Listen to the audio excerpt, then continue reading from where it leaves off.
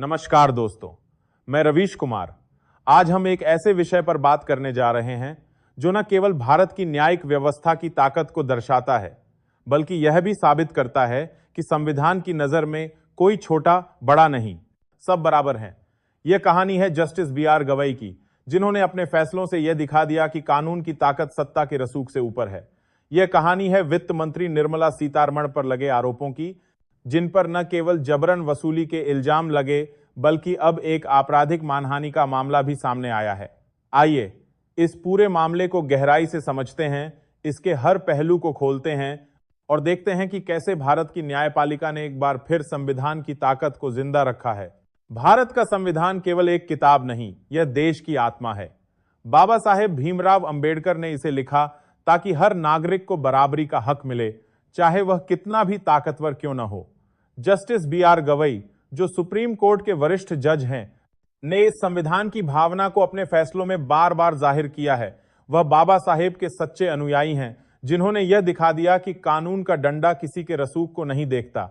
आज जब लोग संविधान को कमजोर करने की बात करते हैं, उसे कचरा कहते हैं या टीवी चैनलों पर उसका मजाक उड़ाते हैं, तब जस्टिस गवई जैसे लोग सामने आते हैं और कहते हैं संविधान जिंदा है और यह जिंदा रहेगा। जस्टिस गवई का नाम आज इसलिए सुर्खियों में है क्योंकि उन्होंने एक ऐसे मामले में फैसला सुनाया जिसमें देश की सबसे ताकतवर मंत्रियों में से एक वित्त मंत्री निर्मला सीतारमण पर गंभीर आरोप लगे हैं। यह मामला केवल एक मंत्री का नहीं, बल्कि उस सिस्टम का है जो सत्ता के दम पर कानून को झुकाने की कोशिश करता है। लेकिन जस्टिस गवई ने साफ कर दिया कि सत्ता कितनी भी बड़ी क्यों न हो, संविधान के सामने सब बराबर हैं। वित्त मंत्री निर्मला सीतारमण का नाम पिछले कुछ समय से विवादों में रहा है। बेंगलुरु की एक अदालत ने उनके खिलाफ एक एफआईआर दर्ज करने का आदेश दिया था। आरोप था कि वह और उनके सहयोगी चुनावी बॉन्ड स्कीम के जरिए जबरन वसूली में शामिल थे। यह कोई छोटा मोटा इल्जाम नहीं है। चुनावी बॉन्ड, जिसे सरकार ने पारदर्शिता का हवाला देकर शुरू किया था, उस पर सवाल उठे कि क्या इसका इस्तेमाल कंपनियों और व्यक्तियों से चंदा वसूलने के लिए किया गया। क्या ईडी और सीबीआई जैसी जांच एजेंसियों की धमकी देकर लोगों से पैसे लिए गए? बेंगलुरु की अदालत ने जब इस मामले में एफआईआर का आदेश दिया तो यह साफ हो गया कि मामला गंभीर है। लेकिन यह पहली बार नहीं था जब निर्मला सीतारमण पर ऐसे आरोप लगे। इससे पहले भी उनके खिलाफ बेंगलुरु और कोलकाता की अदालतों में मामले दर्ज हुए थे। हर बार सिस्टम की चुप्पी और हाईकोर्ट के हस्तक्षेप ने उन्हें बचा लिया। लेकिन इस बार तस्वीर बदल गई है। सुप्रीम कोर्ट, जिसके एक स्तंभ हैं जस्टिस बी.आर. गवई, ने यह साफ कर दिया कि अब कोई कानून से ऊपर नहीं है। चाहे आप वित्त मंत्री हों, जिनके बयान शेयर बाजार को हिला सकते हैं, या फिर सरकार के सबसे करीबी रिश्तेदार, संविधान की नजर में सब बराबर हैं। अब बात करते हैं उस नए मामले की जो निर्मला सीतारमण को फिर से सुर्खियों में लाया है। दिल्ली की एक अदालत में आम आदमी पार्टी के पूर्व विधायक सोमनाथ भारती की पत्नी लिपिका मित्रा ने वित्त मंत्री के खिलाफ आपराधिक मानहानि का मामला दर्ज कराया है। आरोप है कि निर्मला सीतारमण ने लिपिका मित्रा और सोमनाथ भारती के वैवाहिक विवाद पर सार्वजनिक टिप्पणी की, जो न केवल अनुचित थी, बल्कि उनकी प्रतिष्ठा को ठेस पहुंचाने वाली थी। यह कोई छोटी बात नहीं है। एक केंद्रीय मंत्री, जिसका काम देश की अर्थव्यवस्था को संभालना है, अगर किसी के निजी जीवन पर टिप्पणी करती है, तो यह सवाल उठता है कि क्या सत्ता में बैठे लोग व्यक्तिगत सीमाओं का भी उल्लंघन करेंगे। लिपिका मित्रा ने दिल्ली की अदालत में याचिका दायर की और कोर्ट ने इस मामले को गंभीरता से लेते हुए 26 जून 2025 को सुनवाई की तारीख तय कर दी है। यह मामला अब केवल एक निजी विवाद नहीं रहा, बल्कि यह सार्वजनिक चर्चा का विषय बन चुका है। लोग पूछ रहे हैं, क्या वित्त मंत्री को किसी के निजी जीवन में दखल देने का हक है? क्या सत्ता का दुरुपयोग अब इस हद तक पहुंच गया है कि मंत्री लोग निजी मामलों में भी बयानबाजी करेंगे? और सबसे बड़ा सवाल है, क्या कानून अब इन सबको जवाब देगा? एक समय था जब भारत की न्यायिक व्यवस्था को धीमा माना जाता था। लोग कहते थे कि अदालतों में केस सालों तक लटकते हैं और ताकतवर लोग हमेशा बच निकलते हैं। लेकिन अब तस्वीर बदल रही है। Justice B R. गवई जैसे जजों ने यह दिखा दिया कि न्यायपालिका अब सो नहीं रही। फैसले अब धीमी गति से नहीं, बल्कि बुलेट ट्रेन की रफ्तार से आ रहे हैं।